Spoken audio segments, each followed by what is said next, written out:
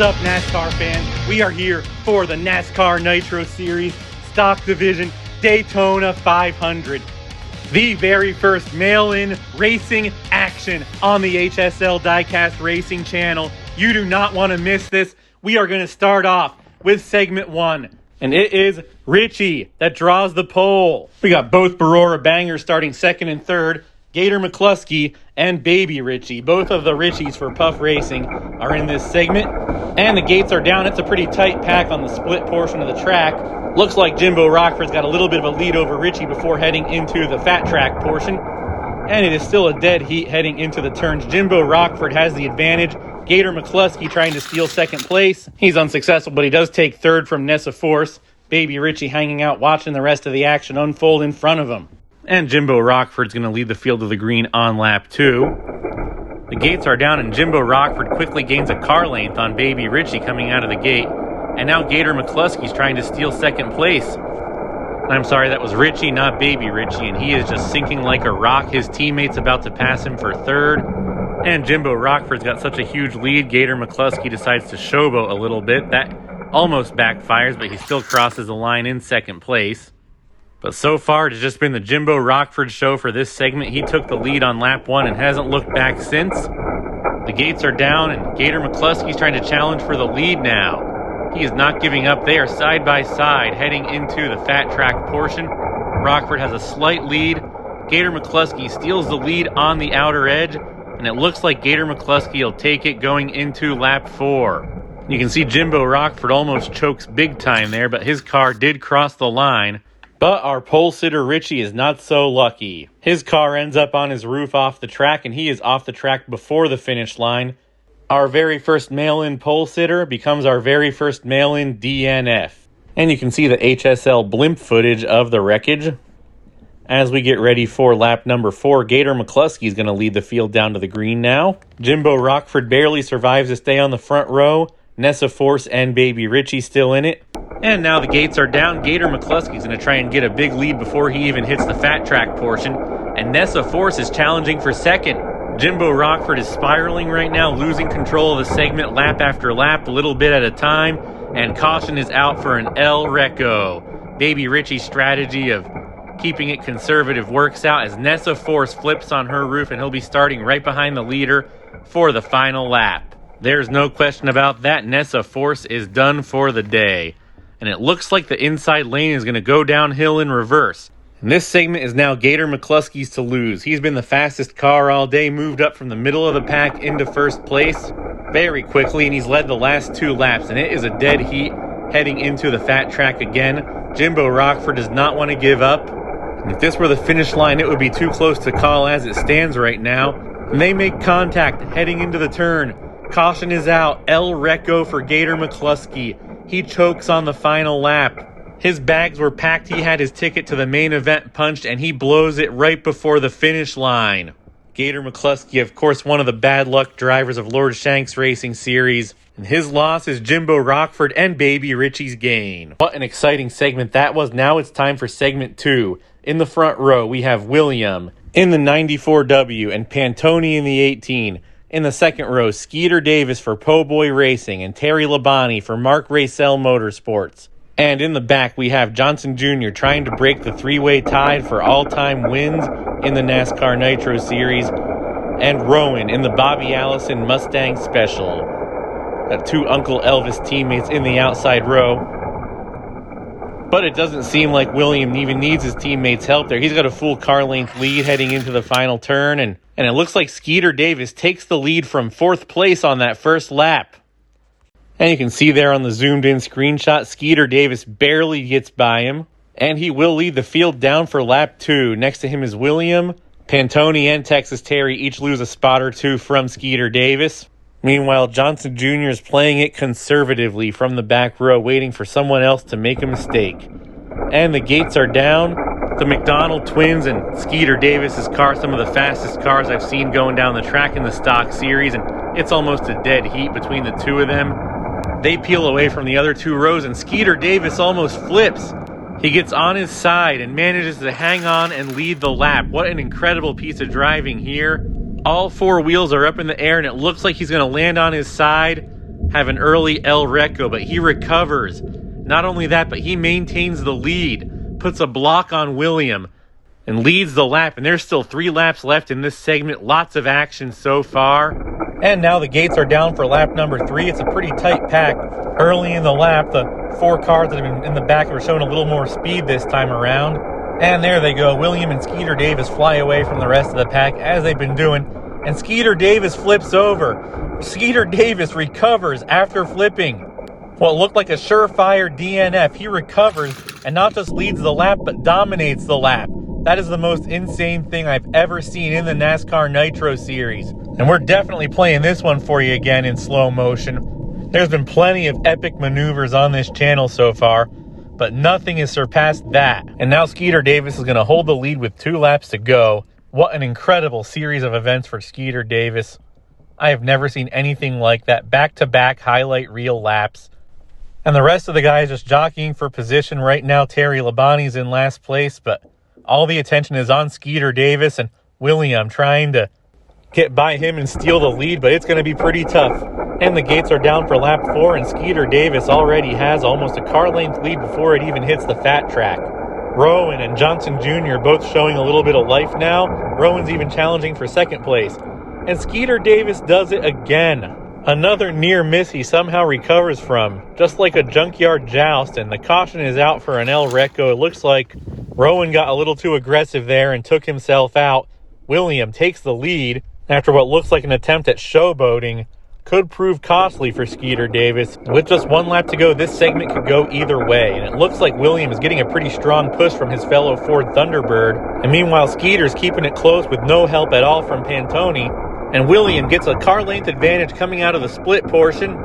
And now Johnson Jr. somersaulting down the backstretch, and it looks like William is going to win this segment. And Skeeter Davis, after all that showboating, will be going to the seconds race. Johnson Jr. recovers and manages to hang on to 3rd. He's no stranger to recovering from near disasters. This is getting more and more entertaining by the segment. And now it is time for segment number 3. On the front row is Clyde, Williams' twin brother, along with Vinny Oonts Nightlife, his new teammate Tristan Racewelski, along with N Count from Chase Family Racing, Isaac from Puffs Racing, and Violet from Sloppy Bear Racing. A good mix of different builders here. And just like William took over the last segment towards the end, Clyde gets off to a hot start. And he has a pretty decent lead over the rest of the pack. The 2 HSL teammates fighting over second place made it pretty easy for him. Tristan wins that battle over Vinny. And now for lap 2, the gates are down. Williams got a car length and a half lead before even getting into the fat track. And Tristan gains quite a bit of ground here, but caution is out for an El Reco. Vinny Oonts Nightlife collides with N Count. N Count gets loose from the contact, goes flying off the track. He'll be starting the next lap in last place. A terrible points day for Vinny. We'll see if N Count can salvage anything. But Clyde from Uncle Elvis Racing has been even faster than his teammate William, and nobody can catch up with him. He's been dominant this segment. And don't sleep on Riot Isaac in that Camaro. Martin Truex Jr. in a very similar casting had a late season charge last year. This car's got smooth wheels. It's got graphite. And as a side note, I believe I said just Isaac earlier. That's Riot Isaac. Regular Isaac is in the next segment. I will get these right, Puff. I apologize for that. And the gates are down, and it's business as usual for Clyde. He's got a 2, 3, 4 car length lead coming into the fat track portion, and he squanders that lead with another El Reco. Clyde is on his roof and out of the race. He had a main event ticket in the bag, but much like Gator McCluskey, he chokes and actually holds up Riot Isaac so that End Count can pass him for second place. Riot Isaac got caught up in Clyde's mess, and End Count, who'd been riding in the back all day, is now fighting for a chance to take the lead here with just 2 laps to go. And Tristan Racewelski, making his NASCAR Nitro Series debut after a monstrously successful season, came close to winning a couple times in the Lord Shank Racing Series. He's back for a second year there. And it is a dead heat between the 2 cars heading into the turn. And it looks like End Count got a little bit of advantage going into the turn, but Tristan pulls off a flawless reverse side draft and sends him spinning. Riot Isaac almost catches up to him, but he hangs on for second place, and Tristan's got 1 lap to go before his first ever main event in the NASCAR Nitro Series. End Count is banging on the door, it's either one of these guys' race. And it looks like End Count gets a half a car length lead coming out of the gate. Tristan isn't giving up. They are still side by side heading into the fat track. End Count has about a 3/4 of a car length advantage. Tristan is not giving up. They wipe each other out. And End Count wins the segment, barely sliding across the finish line before going off the track. Now it is time for our final segment of the day. In the front row, we have the G-Body Oldsmobile of Coffee Tart next to Morgan Shepherd. Regular Isaac and Rusty Wallace. We have Coffee Tart's teammate Crazy Ruby. And Joker, who's in on a provisional. And the gates are down. Coffee Tart is leaving everybody else in the dust. And the caution is out for an El Reco. Coffee Tart flips over, and so does Crazy Ruby. Both Cut Rock Creek teammates are out on lap 1. What a disastrous day for Mark D. Both of his cars end up in the same segment and end up with a double DNF on lap 1. Last place and second to last place today. The season is long. It is nowhere near over yet. I mean, 22nd and 23rd still gets 80-something, 90-something points. Well, either way, Isaac from Puffs Racing takes the lead here. He's caught up in a fierce battle with Rusty Wallace and Morgan Shepherd for first place. Escapes Rusty's attempt at a reverse side draft. Morgan Shepherd's not so lucky. He stays on the track, but he's not anywhere near the leaders after making contact with Wallace. Isaac remains in first place after lap 2. Rusty Wallace is not going to go down easily, though. The Joker is just joking around in the back. That was not meant to be a race car anyway. It just looks cool, and it got covered in graphite, so why the heck not? And now it looks like Morgan Shepherd's trying to get a piece of the pie. He is fighting for second place. And Normal Isaac is looking smooth as butter through the turns. Caution is out for an El Reco. I was just saying how smooth he looked coming out of the turns, and now he is on his roof before crossing the finish line. That is a DNF on lap 3 for Isaac from Puffs Racing. Rusty Wallace going to lead the field to green. He's got a considerably faster car than the Joker for sure. Morgan Shepherd has not made things easy on him yet. These are pretty evenly matched cars. Rusty Wallace on the inside lane has a slight advantage. Morgan Shepherd makes contact, and Rusty Wallace is on his roof and out of the race. This segment is becoming a bloodbath. 4 El Recos in 4 laps. Morgan Shepherd will lead the field to green for the final lap. Mark Russell Racing, more than likely to the main event unless he does something stupid. And the gates are down, and as predicted, Morgan Shepherd's already got a full car length lead before they even get to the first post, and he is running away with this lap. Morgan Shepherd, as long as he doesn't do anything stupid and end up on his roof, will be going to the main event. Joker to the seconds race. And that is it for the segment racing today. It's starting to get dark, and it's going to be snow in the forecast, so we're going to bring out the retractable dome for the segment racing. Video didn't render very well. I zoomed in so you can see the cars better. I apologize for that. Should have better lighting if this ever happens again. And in the 4th and 5th race, we have Texas Terry Labonte and Violet, who finished 4th in their segments, and Pantone, who finished 5th. And Terry Labonte is running away with this one. He should be a shoo-in for the 3rd race. Pantone and Violet trying to stay out of last place among the non-wrecking drivers. You can barely see his car cross the line, but he is there. These darker cars, unfortunately, they don't show up on my editing software. Hopefully you'll be able to see them better on your computer. Terry Labonte, sent in by a different builder to Lord Shank, got a race win on that channel, although his car was built by somebody else who's not racing in the Nitro Series just yet. And Terry Labonte, if you see the shape of his car, there you go, crosses the line first, and Violet actually passes Pantone for second place in that race. It's not going to matter. He's not moving on. And it'll be Texas Terry facing Riot Isaac and Johnson Jr. in the 3rd race. And Johnson Jr. flies out of the gate, just like he did with his old casting last year, leaving these other guys behind in the dust. The crafty veteran experience is really showing, driving that fast Thunderbird out of turn 1, across the line in first place to lead the first lap of the 3rd race. He really wants to get as many points as he can. Always the center of attention last year with his antics, but now overshadowed by Skeeter Davis in his segment. He really isn't very happy about that, and Johnson Jr. goes off to another huge lead in the 3rd race so far. He's got a good 3-4 car lengths before even getting into the fat track. Zoomed in a little bit to see his car. And Johnson Jr. will win the thirds race. Now he'll be joining Skeeter Davis as well as his teammate Tristan Racewelski, Normal Richie for Puffs Racing, and the Joker. And Tristan Racewelski is going to lead the field to green for lap 1 of the seconds race.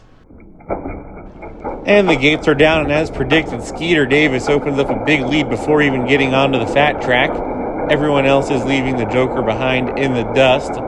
Skeeter Davis has a 3 or 4 car length lead. Skeeter Davis isn't fooling around and showboating now. He means business, and he leads the lap by 3 or 4 car lengths. His ticket to the main event is 1 lap away. Tristan Racewelski looks like the only driver that's got anything for him. Maybe Johnson Jr. will sneak in there if the 2 front runners make a mistake. And now the gates are down. It's a dead heat for first place between Skeeter Davis and Tristan Racewelski. And that is not showing any signs of changing. Both of these guys want to get into the main event really badly. Johnson Jr. and Richie fighting for third place behind them. They round the corner and Skeeter Davis drives off the track before crossing the finish line. Tristan Racewelski wins the seconds race and will be moving on to the main event. And here is just some blimp footage of Skeeter Davis driving off the track shortly before crossing the finish line in first place. He'll have to settle for 9th instead. Now that's not horrible, especially when Ross Chastain and Todd Bodine and Jimmy and all those other guys from the last season come back as field fillers starting next race. But I'm sure after the show he put on, he'd rather be here, right next to William from Uncle Elvis Racing and Jimbo Rockford from the Barora Bangers. Much like Tristan and Skeeter Davis in the seconds race, this front row is head-to-head in a dead heat for first place, and it looks like William is going to get it. End count moves up for third. Tristan languishing in the back. And yes, it actually looks like End count got ahead of Jimbo Rockford for second place on that lap. Will he have enough to challenge the other 97 Ford Escort Stalker by Hot Wheels? These castings are legendary in the world of the Lord Shanks Racing Series and the old Sub 4RA channel. And these two Thunderbirds are head-to-head going into the fat track. William's got a much heavier car than End count, and he will lead lap 2. William is dominating. End count drives off the track, goes all the way back to 5th place. Tristan Racewelski passes Morgan Shepherd for 3rd. And now it is time for lap 3, and Jimbo Rockford regains the lead on the outside, and it looks like Williams going to have to really seriously fight him for it. And he does. He reverse side drafts Jimbo Rockford, and this one is super close too. We're going to have to go to some drone footage or some blimp footage, whatever you want to call it. And here's the blimp footage. It looks like Rockford just barely crosses the line before Tristan Racewelski and Morgan Shepherd. 5th place, no matter who it is, seems to be a major disadvantage at this track. Now, 2 laps to go. Jimbo Rockford and William have been the class of the field so far. Tristan Racewelski's moved himself up from 5th to 3rd, trying to make a move here. And about halfway down the split portion, Jimbo has a car length lead over William. And it looks like William's going to catch up in the turn. William reverse side drafts Jimbo, sends him spinning. Tristan makes a charge for 2nd place, but Jimbo holds him off, heading into the final lap. The final lap of the 2025 NASCAR Nitro Stock Series Daytona 500. William has the lead. Jimbo Rockford trying to fight his way up to the lead. Tristan Racewelski hanging in there, waiting for the leaders to make a mistake. It could be any of these guys' race. And the front runners are glued together as they have been all segment long. William slides off of Jimbo Rockford, crosses the finish line first. William for Uncle Elvis Racing is your Daytona 500 winner. Tristan Racewelski actually passes Jimbo Rockford for 2nd. Here is your podium.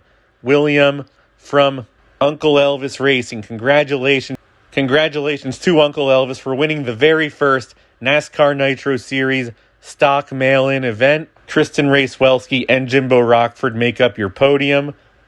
Great showing for Mark Racel in his very first NASCAR Nitro Series mail-in event. And the Chase family racing that experimental graphite got your car into its main event.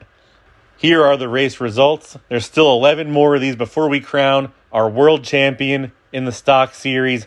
12 more modified races before we crown the World Modified Championship. And here are your point standings.